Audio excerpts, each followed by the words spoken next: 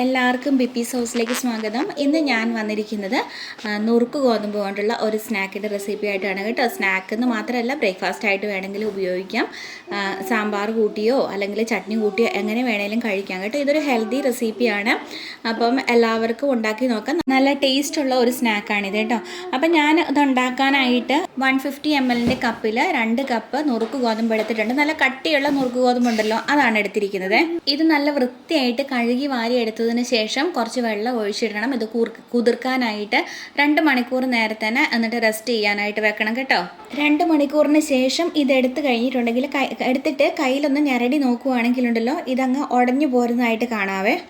എന്നിട്ട് ഇതിനെ ഒരു മിക്സിയുടെ ജാറിലേക്ക് ഇട്ട് കൊടുക്കണം. ഈ വെള്ളം കുറച്ച് കളഞ്ഞിട്ട് മിക്സിയുടെ ജാറിലേക്ക് ഇട്ട് കൊടുക്കാം കേട്ടോ. ഇത് ഈ വെള്ളം മുഴുവൻ വേണ്ട, ഒരു ഇച്ചിരി വെള്ളം, ഇതിന് മുങ്ങി കിടക്കുന്നതിനേക്കാളും കുറച്ചുകൂടെ താഴ്ന്ന വെള്ളം മതിയാവേ.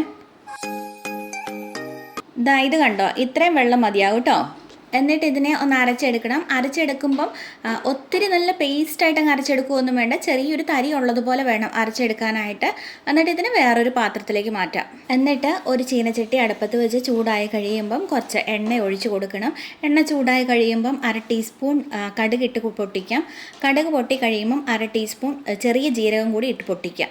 അതിനുശേഷം ഒരു 3-4 കറിവേപ്പില ചെറുതായിട്ട് അരിഞ്ഞതിട്ട് കൊടുക്കാം. 3 പച്ചമുളക് പൊടിയായിട്ട് അരിഞ്ഞതിട്ട് കൊടുക്കാം. ഒരു മീഡിയം സൈസ് സവോളയുടെ പകുതി അരിഞ്ഞതുകൂടി ഇട്ട് കൊടുത്ത് നല്ലതുപോലെ വഴറ്റിയെടുക്കാം.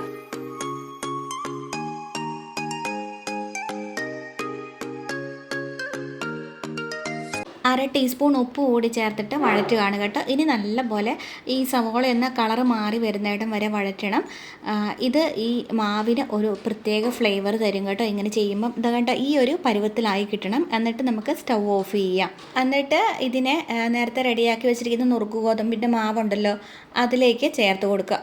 അതിനുശേഷം ഞാനിതിലേക്ക് ഒരു മീഡിയം സൈസ് ക്യാരറ്റിൻ്റെ പകുതി ചീകിയത് ചേർത്ത് കൊടുക്കുകയാണ്.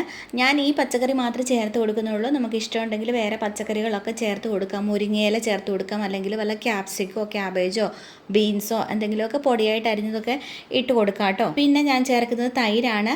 നമ്മൾ നുറുക്ക് ഗോതമ്പ് എന്തുമാത്രമാണോ എടുത്തത് അതിൻ്റെ 1/4 ഭാഗം തൈര് ചേർത്താൽ മതിയാകും. ഞാൻ ഈ ഗ്ലാസ്സിന് 2 ഗ്ലാസ് നുറുക്ക് ഗോതമ്പായിരുന്നു എടുത്തത്.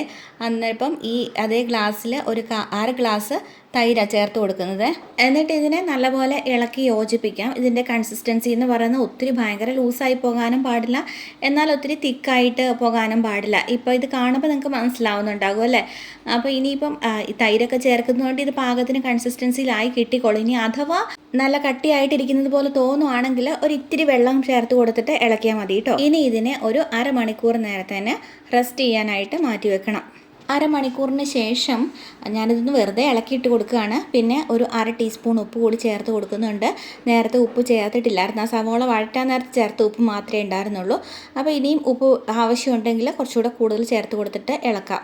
പിന്നെ ഒരു 1/4 ടീസ്പൂൺ ബേക്കിംഗ് സോഡ കൂടി ചേർത്തിട്ട് നല്ലതുപോലെ ഇളക്കി യോജിപ്പിക്കണം.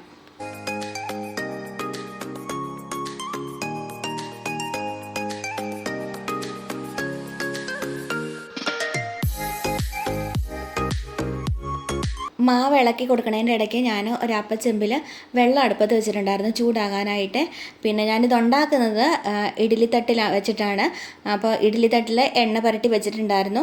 അപ്പോൾ ഇഡ്ഡലിത്തട്ടിലല്ല, നിങ്ങൾക്ക് വേണമെങ്കിൽ വേറെ സ്റ്റീൽ പാത്രത്തിലോ അല്ലെങ്കിൽ കേക്കിൻ്റെ ട്രെയിലൊക്കെ ഉണ്ടാക്കണമെന്നുണ്ടെങ്കിൽ അങ്ങനെയാണെങ്കിലും ചെയ്യാം. അതിൽ ഇച്ചിരി എണ്ണയോ ബട്ടറോ നെയ്യോ എന്തെങ്കിലും ചേർത്ത് കൊടുത്തിട്ട് ഉണ്ടാക്കാം കേട്ടോ. അപ്പോൾ ഇത് കോരി ഒഴിച്ചിട്ട് മൂടി വെച്ചിട്ട് ഒരു 15 മിനിറ്റ് നേരത്തേന് ആവി കയറ്റി വേവിച്ചെടുക്കണം.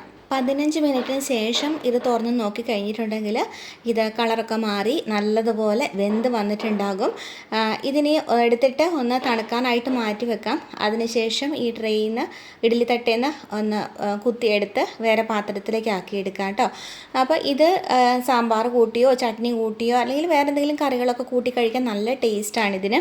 സത്യം പറഞ്ഞാൽ ഞാനിത് വേറൊരു വീഡിയോ കണ്ടിട്ട് ഒന്നുണ്ടാക്കി പരീക്ഷിച്ച് നോക്കിയതാണ് കേട്ടോ. അപ്പോൾ ഇത് ഇവിടെ ആർക്കെങ്കിലുമൊക്കെ ഇഷ്ടപ്പെടുമോ എങ്ങനെയാണെന്നൊന്നും അറിയത്തില്ലായിരുന്നു. അപ്പോൾ ശരിയായില്ലെങ്കിൽ വീഡിയോ ഇടണ്ട, ഡിലീറ്റ് ചെയ്ത് കളയാമെന്നൊക്കെ വിചാരിച്ചിരിക്കുകയായിരുന്നു. പക്ഷേ ഇതുണ്ടാക്കി ഞാൻ ചട്നിയാക്കി കൊടുത്തു കഴിഞ്ഞപ്പോഴുണ്ടല്ലോ, പാത്രം കാലിയായി വഴിയേ അറിയില്ല, ചടപടാന്നും പറഞ്ഞിട്ട് തീർന്നു. അപ്പോൾ എല്ലാവർക്കും ഭയങ്കര ഇഷ്ടപ്പെട്ടു കേട്ടോ. നല്ല ഈ കടുകൊക്കെ പൊട്ടിച്ച് സവാളയൊക്കെ വഴറ്റിയിട്ട് കഴിഞ്ഞപ്പോഴേക്കും അതൊരു പ്രത്യേക ടേസ്റ്റായിരുന്നു കേട്ടോ. എല്ലാവർക്കും ഭയങ്കര ഇഷ്ടപ്പെട്ടു. അപ്പോൾ അതുകൊണ്ട് ഞാൻ ഈ വീഡിയോ ഇടുന്നത്. അപ്പോൾ എല്ലാവർക്കും ധൈര്യമായിട്ട് ഇതുപോലെ ഉണ്ടാക്കി നോക്കാം.